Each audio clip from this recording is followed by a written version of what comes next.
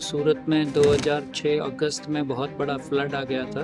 Around 5,000 गाड़ियां सूरत में डूब गई थी। तो ये डिजास्टर ने मुझे ये आइडिया दिया कि ऐसा कुछ मतलब इसका कुछ बेटर वे होना चाहिए। There has to be solution. In India specially cars are second largest investment for a man after real estate. हमने आज तक 25 लाख गाड़ियों पे काम कर चुके हैं। तो आई थिंक ये बोलना मतलब सही होगा कि आप 100 करोड़ थ्रू योर फ्रेंचाइजी आपने अभी तक कर लिया है। Hi guys, I'm Ankur Sama. I'm founder and CEO of Carspa Autofresh Private Limited. My main brand is Carspa, and I operate in this business from last 17 years. It is all about car detailing business, and we have set up plenty of franchises all across the country. Okay, thank you so much sir for the introduction and hello everyone, welcome to money minute podcast. आज हमारे साथ हैं Ankur ji, founder and CEO of Carspa. तो आज जानेंगे उन्होंने ये brand कैसे बिल्ड करी, क्योंकि बहुत ही अच्छी बैक स्टोरी है और बहुत ही इंस्पायरिंग स्टोरी है उनकी। तो first of all welcome sir to the podcast and thank you for hosting us. तो सर फर्स्ट क्वेश्चन मेरा ये है कि आपका बैकग्राउंड क्या था और कार्सपा तक आपने अभी तक क्या क्या चीज़ें करी और फिर इसको कैसे लॉन्च करा। बैकग्राउंड मेरा बैंकिंग इंडस्ट्री से रहा है। मैं रिटेल बैंकिंग में मैंने काफ़ी सारा काम किया है। बहुत सारी फॉरेन बैंक्स के लिए आउटसोर्सिंग वगैरह करता था, and then I saw this opportunity to enter in this business, but it happened by an disaster. So I come from city in Gujarat called Surat. तो सूरत में 2006 अगस्त में बहुत बड़ा फ्लड आ गया था। तो उस टाइम पर मैं नया नया कार के मतलब यूज कार के बिजनेस में आया हुआ था, एंड मेरी इन्वेंट्री की गाड़ियां और मेरी अपनी गाड़ियां डूब गई थी। कस्टमर्स की बहुत सारी गाड़ियां, और अनुमान है कि अंदाज अराउंड 5,000 गाड़ियां सूरत में डूब गई थी। सो it was an largest flood of the history. तो 18-18 फीट पानी था शहर में। तो काफ़ी डिजास्टर हुआ, एंड लोगों की गाड़ियां ठीक तो हो गई थी, but people were not happy के अंदर इतना गटर का पानी गया हुआ है, पानी इतना रहा है, whether cars are now safe for their family, kids और नॉट। हाइजीन के रिलेटेड बहुत सारे इश्यूज थे, एंड देन पानी कारपेट से निकला नहीं है, एसी में से निकला नहीं है, garages were not equipped to do all this business, and I found out कि इंडिया में शायद कोई ऐसा स्पेशलिटी बिजनेस ही रन नहीं कर रहा है। तो ये डिजास्टर ने मुझे ये आइडिया दिया कि ऐसा कुछ मतलब इसका कुछ बेटर वे होना चाहिए। There has to be solution where this kind of things can be done. And cars का ऐसा है, in India specially cars are second largest investment for a man after real estate. तो 98% गाड़ियां यहाँ पे loan पे बिकती हैं।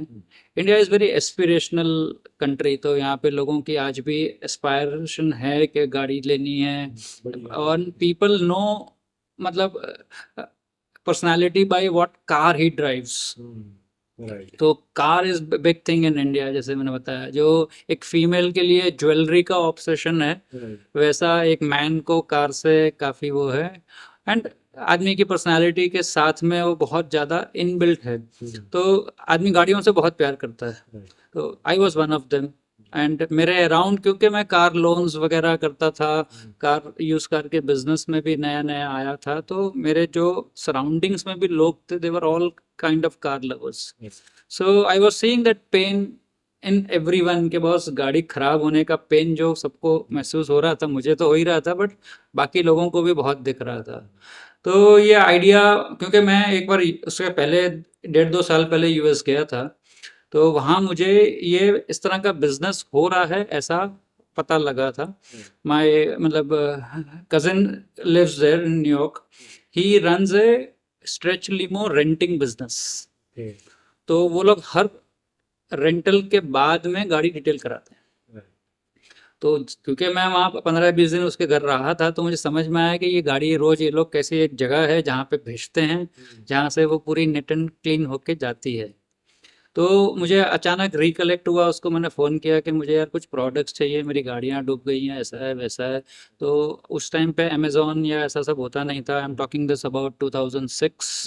सो it was not that very easy to get things done. So I started bringing those products, and my intention at that time was to first do my own cars, my inventory cars, sell them off, and slowly and steadily then by November I realized that this is a good business idea which can be turned, और 30 नवंबर 2006 को हमने पहला सूरत में नींव रख दिया था कि हम हमारा स्टोर करेंगे। तो जहाँ जो स्टोर से मैं अपना यूज कार्स बेचा करता था वहीं बोर्ड चेंज कर दिया था कि भाई कुछ नहीं करना है, जगह है अपने पास, और वहीं पर ही बोर्ड चेंज कर दिया था। और उस टाइम पे भी एक छोटी सी स्टोरी है, मतलब शायद लोगों को अच्छी लगे। 20-22 तारीख 28 तारीख को we were looking for date, मतलब लोग कहते हैं ना कि कोई कौन सा दिन लॉन्च करना है, ऑस्पिशियस डे क्या है क्या नहीं। तो कार्सपा का जिस दिन लॉन्च हुआ है that happens to be my marriage anniversary also. तो ऐसे ही मैं बात कर रहा था कि यार जब मेरी मैरिज इतने सालों से चल रही है, ये दिन से बढ़िया है, इसी दिन लॉन्च कर लो, बॉन्डिंग अच्छी रहेगी लोगों के साथ। एंड दैट इज हाउ, ना मुहूर्त देखा ना कुछ देखा, वी वर इन हरी के 30 नवंबर को करना है, and that is how we came into business. And आज we are around 17 years old as a brand in India. So we were one of the pioneers, मतलब उस टाइम पर कार डिटेलिंग की speciality outlet ही किसी ने नहीं किया था। So we were the first one to do that specialty outlet for car detailing, and that is how we started. Right, what a inspirational journey you had. अच्छा, तो एक इसमें जैसे कार स्पा मतलब अभी क्या कर रहा है, क्योंकि लोगों के मन में क्वेश्चन हो रहा होगा कि अभी आप क्या कर रहे हैं। Exactly. तो मार्केट जैसे हर बिजनेस में इवॉल्व होता है, यहाँ पर भी इवॉल्व हुआ। हम लोग भी उस टाइम पे नए थे तो हम भी इवॉल्व हुए, हमने देखा कि वर्ल्ड में क्या ट्रेंड्स चल रहे हैं, कैसा हो रहा है। We kept on innovative products लाते गए, करते गए। आज की तारीख में ये कैटेगरी काफ़ी अच्छे से डेवलप हो चुकी है। लोग कहते हैं ना कि भाई अगर कोई नई कैटेगरी को डेवलप करना है तो या तो टाइम देना पड़ेगा या बहुत पैसा बर्न करना पड़ेगा। पैसा हमारे पास था नहीं बर्न करने के लिए, तो टाइम दिया हम लोगों ने, 10-12 साल में कैटेगरी बिल्ड कर ली, और अब 5-7 साल से इसमें ज़बरदस्त ट्रैक्शन देखने में आ रहा है। प्रोडक्ट्स बहुत सारे नए आ गए हैं, एंड आज इंडिया की कार डिटेलिंग या इंडिया में कार स्पा के कंपटीशन बिजनेस की भी बात करूं तो सब लोग इंटरनेशनली जैसे कार डिटेलिंग हो रही है वही स्टाइल से यहाँ बिक रहा है। तो highest selling products in India are paint protection products, तो ceramic coating, graphene coating, paint protection films. तो ये सारे प्रोटेक्शन के प्रोडक्ट्स ही इस इंडस्ट्री को ड्राइव कर रहा है, और नेचुरल है जब इंडस्ट्री ड्राइव हो रही है तो कार्सपा ब्रांड भी उसी पे ड्राइव हो रहा है। अच्छा, अभी कार स्पा का बिजनेस मॉडल क्या है? कार्सपा का business model is franchise model. तो वी अपॉइंट फ्रेंचाइजीज, हमने अभी तक 94 फ्रेंचाइजी हमारी फुल्ली ऑपरेशनल हो चुकी हैं, but we have signed more franchises. So इस साल के एंड में will be around 110 stores all across the country. Stores are under development, LOI हो चुके हैं, तो वहाँ पे काम चल रहा है, आजकल में खुल जाएंगे जैसे भी है। तो 110 जैसे हमारे स्टोर्स हो गए हैं, पर ये 110 एक साथ नहीं बने हैं, over a period of time बने हैं। कुछ लोग आए, कुछ लोग गए, मॉडल इवॉल्व हुआ, एंड अब ये जाके सेटल हो गया है। तो it's a pure franchise model, फोफो model है, फ्रेंचाइजी ओन्ड, फ्रेंचाइजी ऑपरेटेड। हम हमारा ब्रांड को फ्रेंचाइज कर रहे हैं, लोग हमारा स्टोर लगा रहे हैं, सारा कुछ इक्विपमेंट्स एंड जो जो भी इसमें काम करना पड़ता है वो सारा हम लोग उनको सप्लाई करते हैं।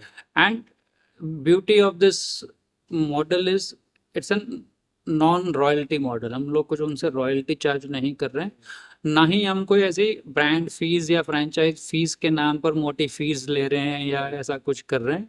इट्स प्रोडक्ट सेंट्रिक बिजनेस के प्रोडक्ट सप्लाई करेंगे, हर महीने उनको गाड़ियां आएंगी, गाड़ियों की ज़रूरत पे जितना प्रोडक्ट लेना होगा प्रोडक्ट लेगा, एक अच्छी क्वालिटी का प्रोडक्ट एक रीजनेबल प्राइस पे, एक बेटर सर्विस सिस्टम से के साथ में एक हमने मॉडल डेवलप कर लिया है, which is working out good for us, and people, our franchises are also very happy with this model.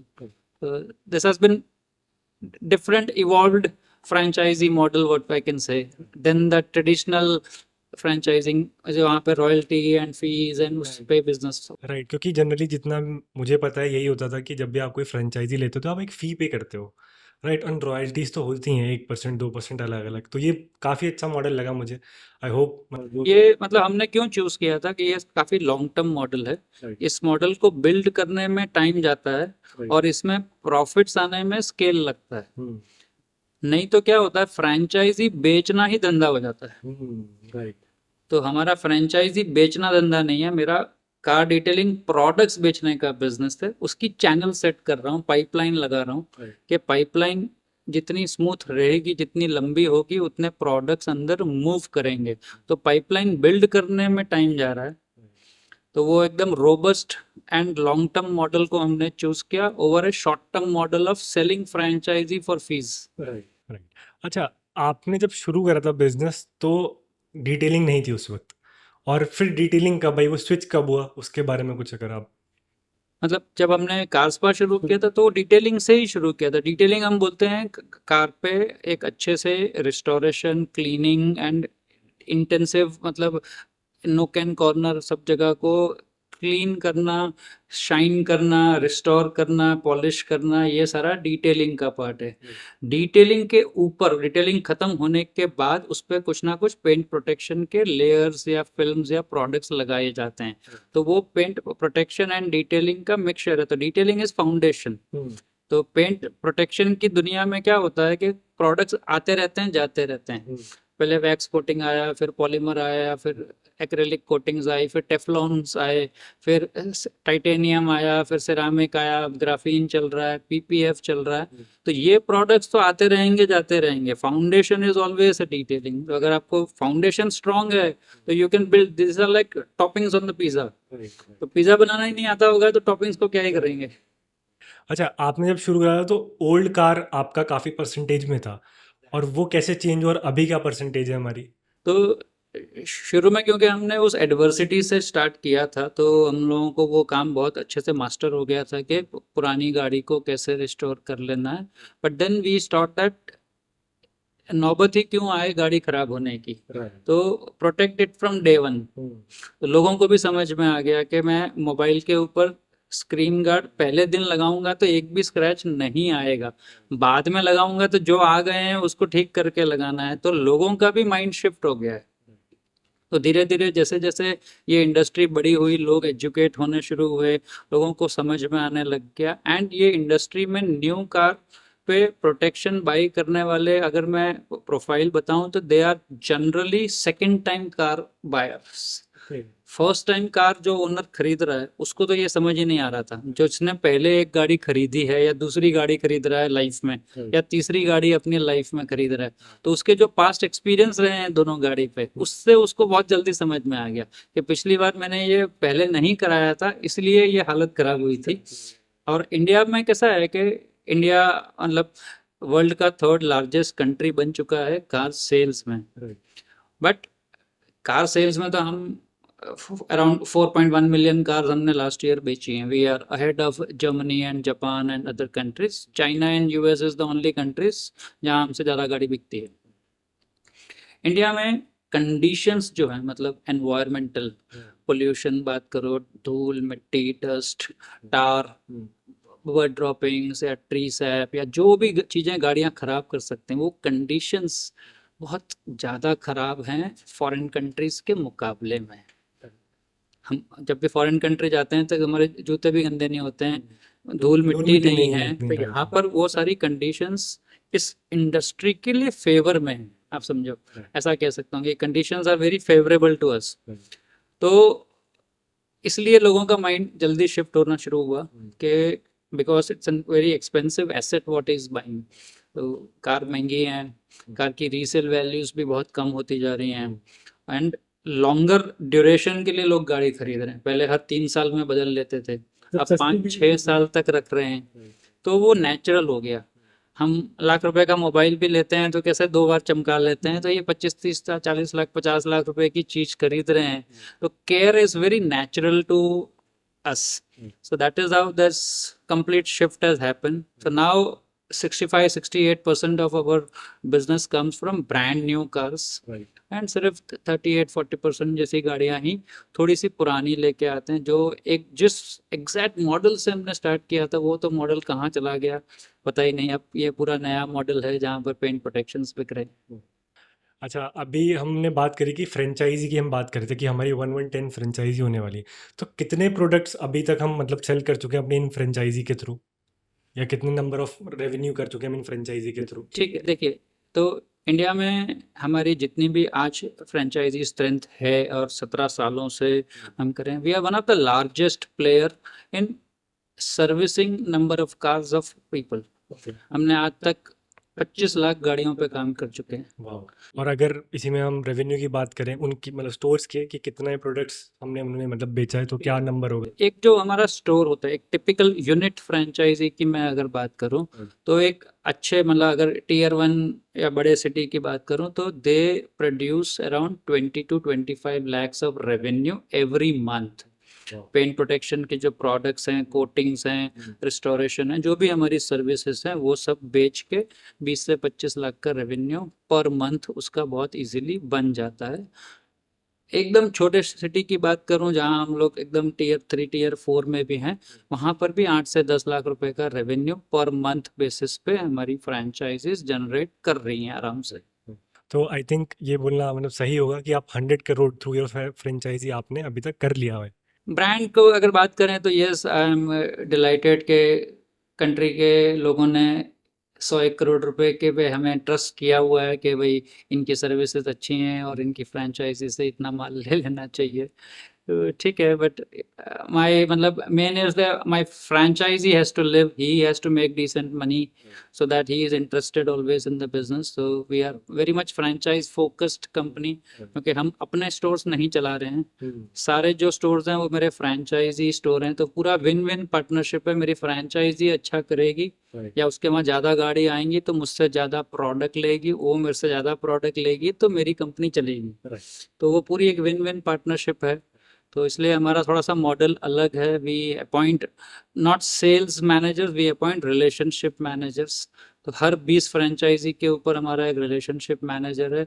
उसका एक ही काम है कि इन फ्रेंचाइजीज का बिजनेस को बढ़ाना है, तो बाय डिफ़ॉल्ट हमारा बिजनेस बढ़ेगा। तो they are like family to us, extended family है। तो आज 110 लोगों की फैमिली है। हर एक फ्रेंचाइजी 8 से 9 या 10 लोग एम्प्लॉय करता है, तो 1000-1200 लोग उन पे डिपेंडेंट हैं। उनका भी घर चलाना है, सबका है। तो it's an social responsibility with making good profits. तो it's like an feeling good के बस अच्छा है, चलो आज छोटे छोटे लोग अपनी गाड़ियां भी का शौक पूरा जिनका हो रहा है, बट किसी का पेट भी भर रहा है। 15,000 20,000 रुपया हमारे वहाँ पे लोग कमा रहे हैं जॉब्स करके, तो that is also good and they are also enjoying. अच्छा, इनिशियल इन्वेस्टमेंट क्या है अगर कोई फ्रेंचाइजी लेना चाहे, तो व्हाट्स द इनिशियल इन्वेस्टमेंट? आजकल थोड़ा सा बढ़ गया है, अभी रियल एस्टेट की कॉस्ट बहुत हो गई है, इंफ्रास्ट्रक्चर कॉस्ट बहुत हो गया है। तो मैं आपको बोलूँगा इसको, इसके दो पार्ट हैं। अराउंड 15 से 20 लाख रुपए का इन्वेस्टमेंट जाता है टूवर्ड्स प्रोडक्ट, मशीनरी, इक्विपमेंट्स, बाकी जो इसका सेटअप कॉस्ट है। प्लस 15-1 लाख रुपया जाता है रियल एस्टेट में, या आपने कोई शॉप या जो भी आपने इंफ्रास्ट्रक्चर देना है इसके लिए, वो आजकल उसकी कॉस्ट ऑफ मैन्युफैक्चरिंग मतलब कॉस्ट ऑफ असेंबलिंग और सब कुछ महंगी हो गई है।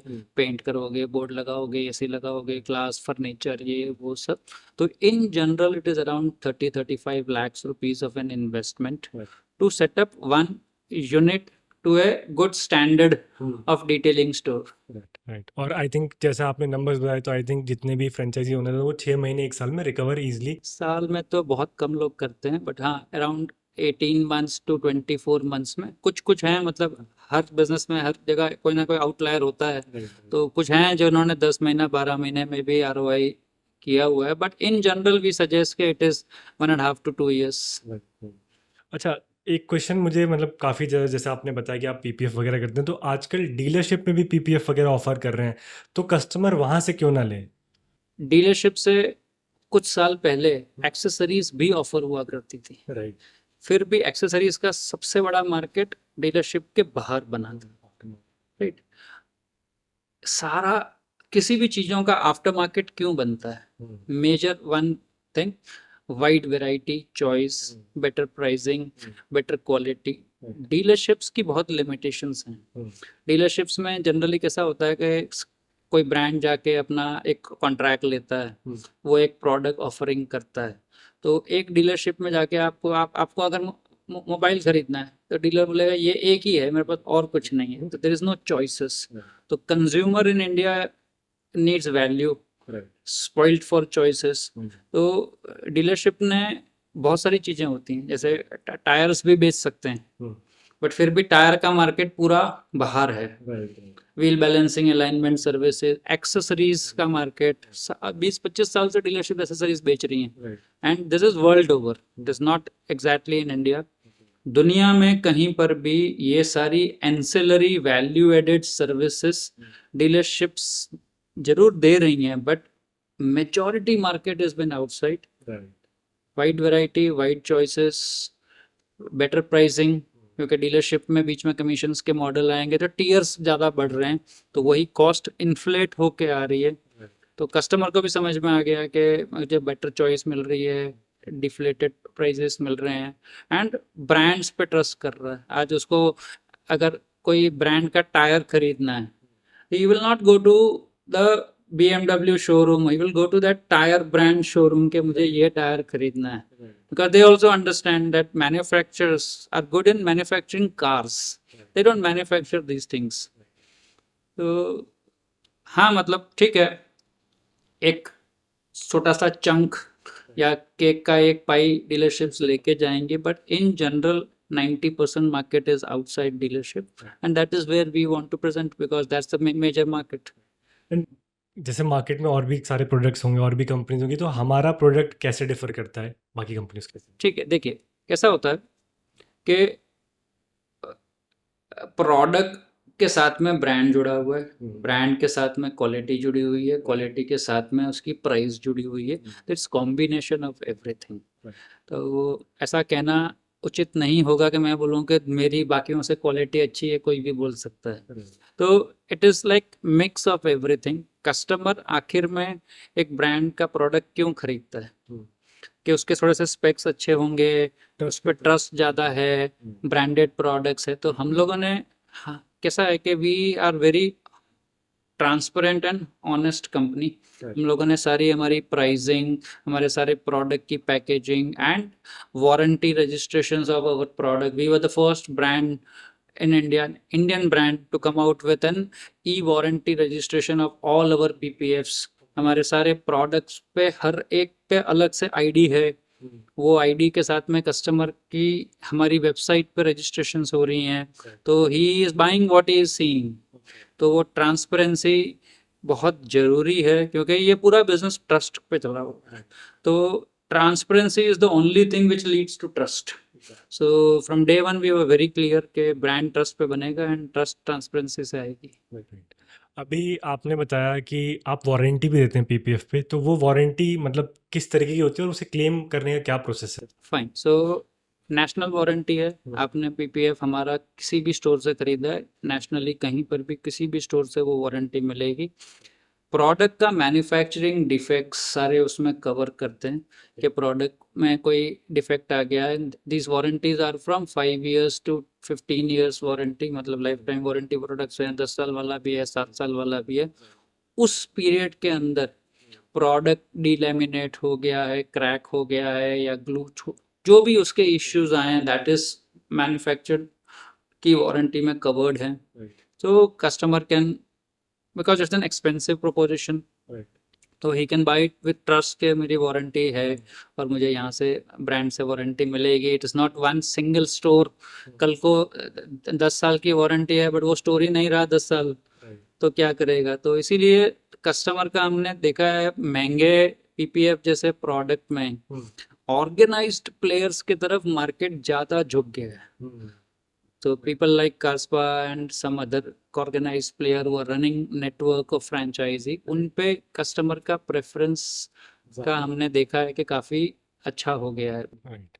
अच्छा, जैसे पीपीएफ भी बहुत तरीके के आते हैं, राइट, और बहुत प्राइसिंग में भी आते हैं, तो उनमें क्या डिफरेंस होता है अगर आप ऑडियंस को बता सकें तो? ठीक है, मतलब शायद कंज्यूमर को समझने के लिए मेनली 2 वैरायटी में आते हैं, टीपीएच एंड टीपीयू। जैसे हम कपड़े की बात करते हैं, पॉलिस्टर आता है, कॉटन आता है, इतने ब्रांड्स की टी शर्ट्स आती हैं, अलग अलग प्राइस रेंज पे आती है। एग्जैक्टली इसमें भी बहुत सारे प्रोडक्ट आते हैं। तो टीपीएच टीपीयू दो बेसिक वैरायटी हैं, बट टीपीएच में भी बहुत सारी वैरायटी आती हैं, टीपीयू में भी बहुत वैरायटी आती है। जैसे कॉटन की टी शर्ट में अलग 80 जीएसएम से लेके 500 जीएसएम की आएगी, वैसे उस टीपीयू में भी माइक्रॉन्स एंड कौन से कंपनी के दाने यूज किए थे, क्या किया था, एक सेकंड आपको मैं।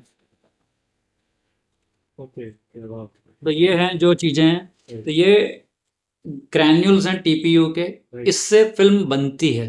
ओके।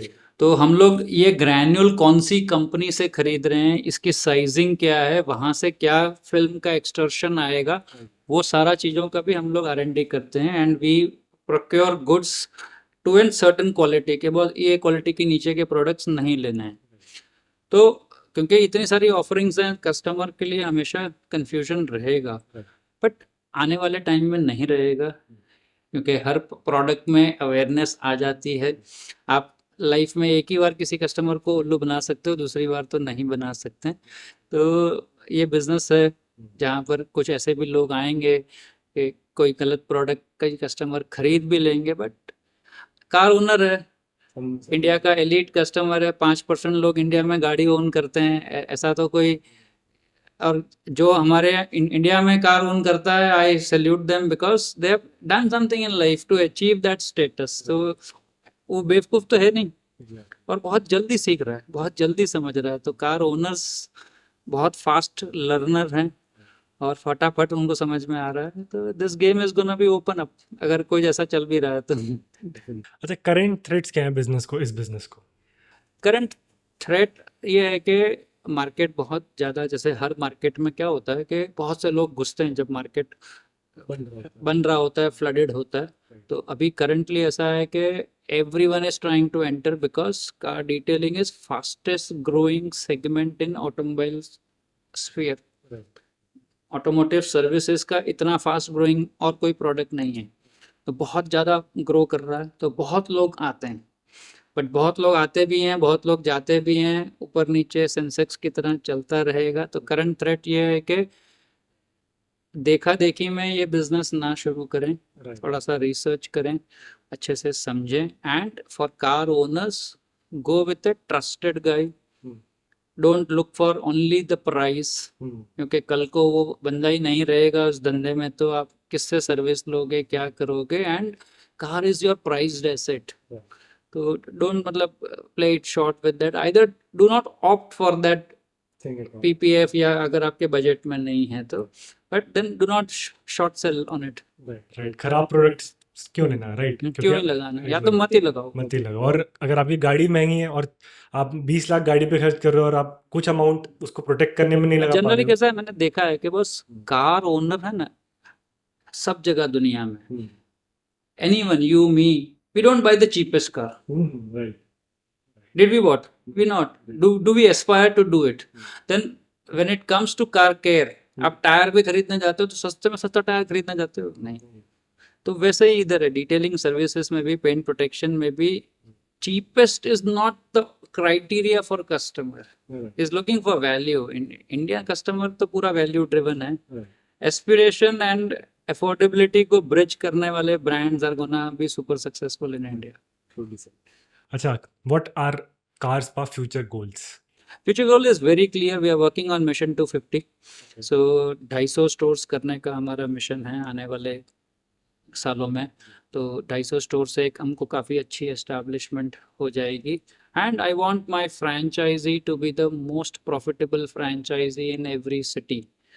तो फ्रेंचाइजी ड्रिवन है इसलिए, और सारा अटेंशन वहाँ पर ही है। तो goal is very very clear, in every city where I operate I has to be the topmost player in my respective city, and my franchisees has to be the most profitable guy in this business. ठीक है, अब कुछ personal question पूछ लेते हैं आपसे कि आपके लिए वर्क लाइफ बैलेंस क्या है? यार देखो कैसा है, एक एसएमई या एक छोटा एंटरप्रेन्योर जो होता है ना, उनके लिए ये वर्क लाइफ बैलेंस ये वो सब नहीं होता है। It is always work work work.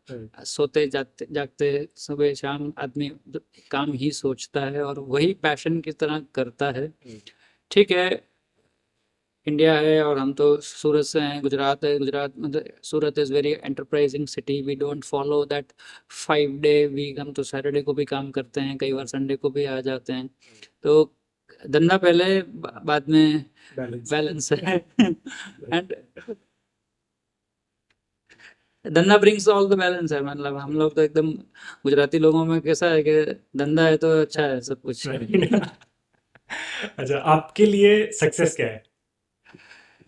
देखो कैसा होता है, hmm, for me success is not to मतलब buy cars for myself. right, I would term myself successful when my franchises are buying cars, and that I have seen happening, and that gives me an immense मतलब feel good feeling right, जब मुझे मेरी franchise बोलती है कि sir मैंने आज ये नई गाड़ी खरीद ली, तो आई फील वेरी एम्पावर्ड। मेरे टीम में लोगों ने गाड़ियां खरीदी हैं, wow, तो उससे चाहे उसने छोटी गाड़ी खरीदी है तो एक सेंस ऑफ जो आती है कि एक ये कॉन्सेप्ट की तरह शुरू किया था इस kind of baby. right, so I feel very happy when this baby is growing, and ऐसा भी नहीं है कि I feel very happy about when my competition is also growing because industry is growing. industry, तो मुझे ऐसा लग रहा है कि शायद मैंने कहीं ना कहीं बीज डाला था इस इंडस्ट्री का, आज ये झाड़ काफ़ी बड़ा हो रहा है, बहुत से लोगों को इस झाड़ से फ्रूट मिल रहा है। तो I don't want to take that name fame also के बीज मैंने लगाया था, मुझे उससे कोई लेना देना नहीं है। right, ये झाड़ बड़ा होता जाए, लोग आते जाएं, पानी डालते जाएं, फ्रूट बड़े होते जाएं, ऐसे ही झाड़ लोग और लगाते रहें। right, इंडस्ट्री इतनी बड़ी हो जानी चाहिए कि सब, ये जो एक मिशन शुरू किया था कि बस इस पे बिजनेस बन सकता है, हम्म, और वो बिजनेस अगर कंपटीशन ने भी बहुत बड़ा बना दिया तो इंडस्ट्री बन जाएगी। अच्छा, आपको कौन सी बुक आपकी मतलब फेवरेट है और उससे आपने क्या सीखा और क्या कैसे अप्लाई करा उसको अपनी लाइफ में? ठीक है, I had been book reader, मतलब आज भी मुझे बुक्स काफ़ी पढ़ता हूँ, बट इंटरनेट का रेवोल्यूशन से पहले तो बहुत सारी बुक्स पढ़ता था, और एक बुक मैंने पढ़ी थी, it was known as the blue ocean strategy, which has inspired me a lot.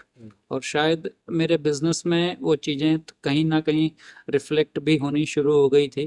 तो blue ocean strategy is what I would suggest and every entrepreneur should always read in his life.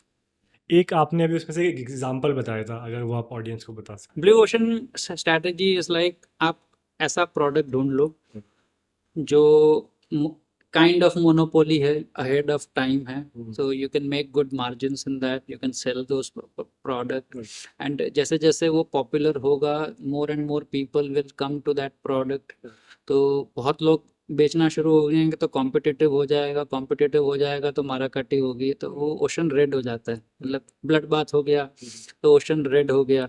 तो वो whale वो red ocean से बाहर निकल के दोबारा एक ब्लू ओशन ढूंढ लेती है, तो you go and again find a new product and bring it back, and slowly and steadily you become so stronger in your red ocean also, कि रेड ओशन में भी एक बहुत बड़ा पाई आप लेके बैठे हो, and plus people are looking upon you कि ये नया क्या लाएगा। हैं।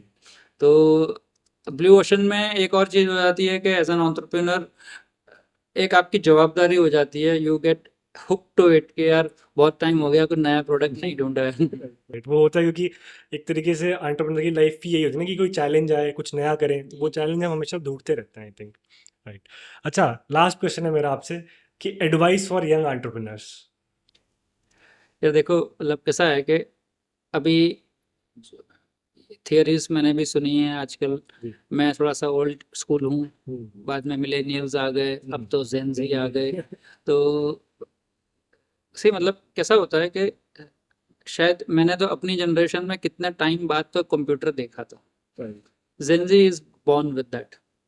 तो maybe I'm not right guy to advise millennials and Gen Z. They are doing fantastic job. उनके ideas मैंने सुने हैं कई बार, and they are performing very good. And some of the lot is like really good. बहुत अच्छा कर रहे हैं. So my advice to other Gen Zs and millennials is look around into those Gen Zs who are doing very good, and they are very meticulous about it. So and they're very focused about it. Right. तो कई बार मैंने देखा है कि Gen Z and even millennials are not focused, और वो हवा में बातें कर रहे होते हैं कि ये हो जाएगा, ऐसा कर देंगे, उसने ऐसा किया है, वो नहीं किया है। तो बिजनेस में कैसा होता है कि दो चीजें होती हैं, when you are building business people call you crazy, and when you build it people call you lucky.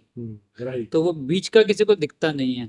तो वही मेरी एडवाइस है कि वो बीच की स्ट्रगल के लिए रेडी रहना है, एंड डू नॉट शेम अगर people tell you lucky, they don't know मतलब what all you have been gone through, so try and be lucky for people।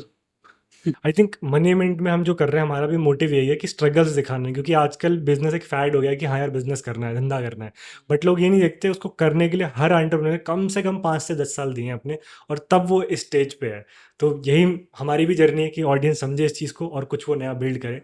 Failures भी आते हैं, बहुत फेलियर्स आते हैं, सबके लाइफ में आते हैं, बट फेलियर्स का बेस्ट पार्ट ही ये है कि आप फेल होके सीख रहे हो and you are motivated enough to go try out one more time. तो ऑलवेज मतलब keep on trying, failures built you. तो फेलियर्स तो आएंगे आएंगे, कोई failures are stepping stone to success कहते स्टेपिंग हैं ना, स्टोन्स, तो yes. That is very true. So thank you so much sir for joining us and hosting अस। बहुत मजा आया आपसे बात करके। आई होप ऑडियंस सीखे आपकी जर्नी से, और जितने भी कार ओनर्स देख रहे हैं वो भी आपसे कांटेक्ट करें और हमारा बिजनेस और आगे बढ़ाए। So sir thank you so much, thank you for hosting us.